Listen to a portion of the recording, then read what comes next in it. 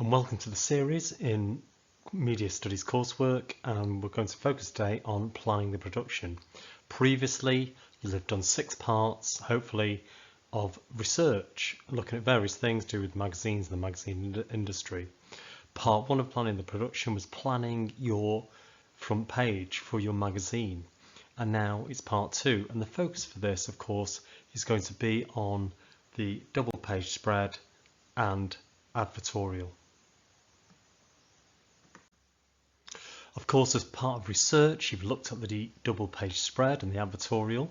And of course, for the focus on the double page spread, you know this is part of the print media, and we've looked at these key things before. So you've got to produce a double page spread. That's a feature over 2 pages. It's got to be 400 words in length. It's going to have a main image. It's got to have supporting images, as well as a number of other things that we've been through, and you can see highlighted in yellow on the page. So the focus for this now, though, we've got to think about the article or the topic that you are going to focus on, and it's got to be appropriate to the genre of your magazine. So obviously, is it a music article for a music magazine? Is it a fashion article for a fashion magazine, and so on?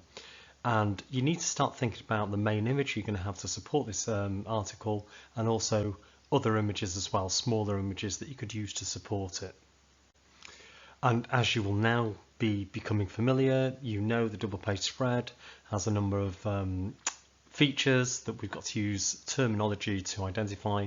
So we've got to know what all these things are, as you've just seen in the top left of the screen. So we identify the headline, the stand first, which introduces the article.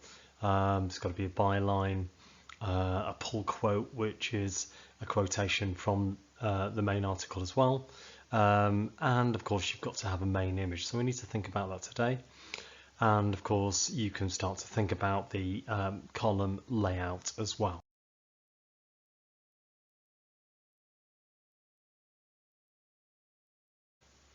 And to give you some idea, we can look at some work done by previous students. So this was a double page spread done by students last year, and it's for a music magazine. Now, you can see key things here. There is a main image, okay. However, this was done for an older audience. You're working with I think 18 to 34-year-old audience. You can see the 2-column layout here, so 2 distinct columns there. We'll add order to it. Of course, as well as the headline here, we've also got a stand first that introduces the article, and there's a main image. The main image will be the biggest image, so we've got the main image here, and then there's other supporting images that we can see just above that. That's another example of work here, and this was done for an outdoor activity magazine. So again, the feature, the 200 words that we can see is about outdoor activities. Think about archery, this one. Of course, it's got a main image, as we can sort of see here, so the main image supports that. You've got your headline here. It's actually lacking a stand first. It needs a stand first, so the student would have been advised to include one of those. Also, you've got supporting images here of equipment as it is, and other people sort of involved in that as well. So you need to think about those. Of course, you've got the 2-column layout here as well, along with subheadings if you want to include those. And you know, that will add to your work and the design of your work.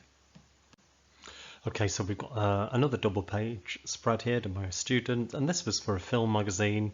Obviously, as we can tell by the headline, it's about the demise of video stores. Once upon a time, people would rent videos from stores. Obviously, they don't have those these days, in these days of Netflix and so on, but it does have a stand first, of course, that we can see.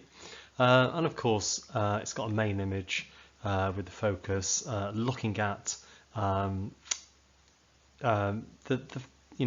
point, the central point of the article. In this case, sort of DVDs, and the whole article is about renting DVDs.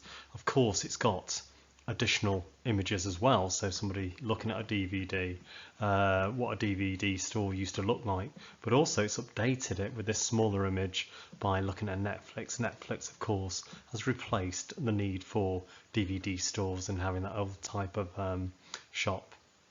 Of course, other things, we've got probably, well, 3-column layout with this, and it's designed to incorporate the main image and the smaller images too.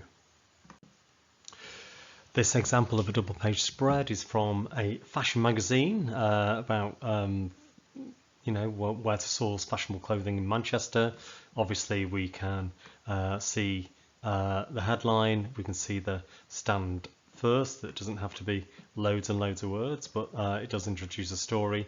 And of course we've got a main image here plus supporting images in order to give a different perspective on what's happening, of course, and a picture of Affleck's here as well, taken on location.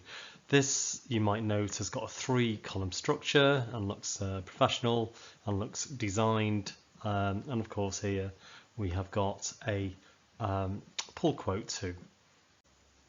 Now if we switch focus to the advertorial, the feature I think should be on a lifestyle choice, on something that people who represent your target audience are involved with, some lifestyle stuff, whether it's sort of fashion, where they source stuff from, what sort of stuff do they wear, if it's music, what do they listen to, what are their influences, if it's activities, what activities are they particularly interested in, and so on.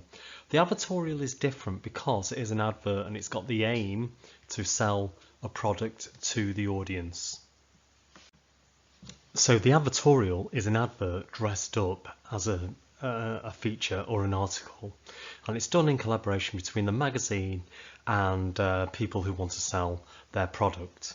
However, it is of course part of your print media that you have to produce, and of course we've looked at this before, and there's key features here what you have to produce for the advertorial. Remember, it looks quite like an article, but it's got to sell certain things. So key things we've got to think about: it's got to include a headline and stand first, it's got to have original images that you take, and it's got to have body text of 150 to 200 words, of course, and you've got to clearly identify the advertising content. And of course, this is just a quick reminder of what an advertorial is and what it looks like. Again, you'll have gained knowledge of this from the research that's been carried out.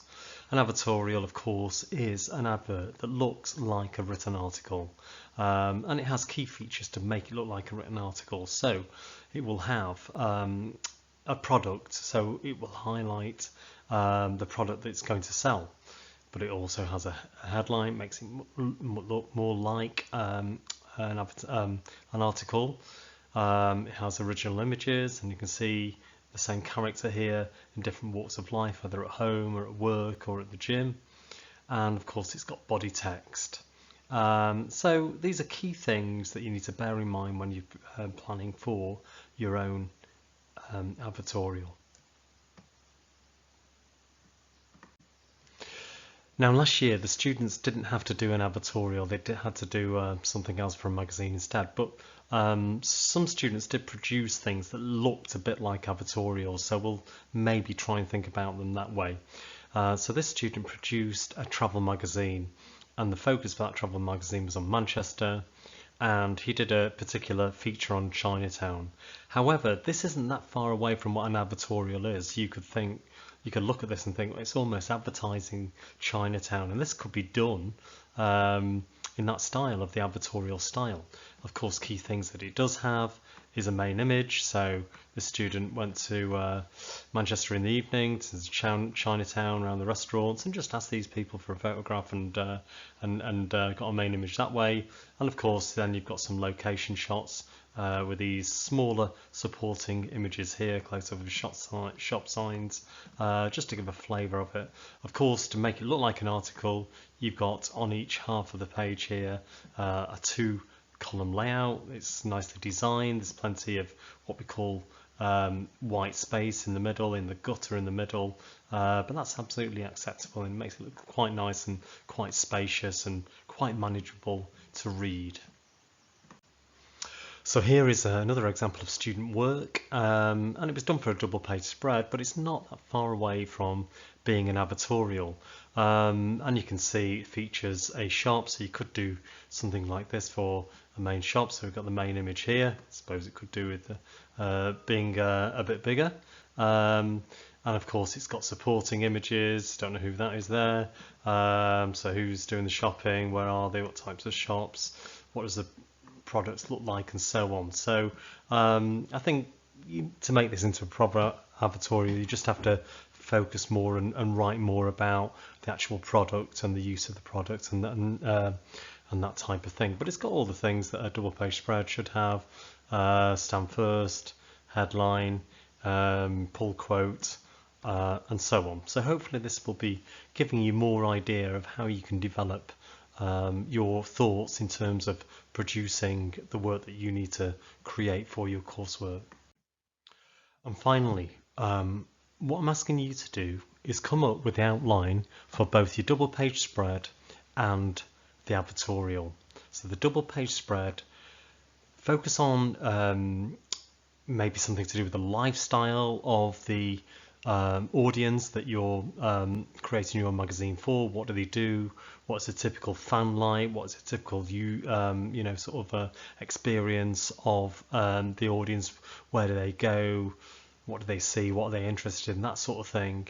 However, with the advertorial, you need to focus on a product. So what is the product? And you will need some sort of features of that product. So what are the specifications of it? Where's it made? What's it made of? That type of thing. You've got to be thinking about things like that to differentiate it from the double page spread. So have a think about these things.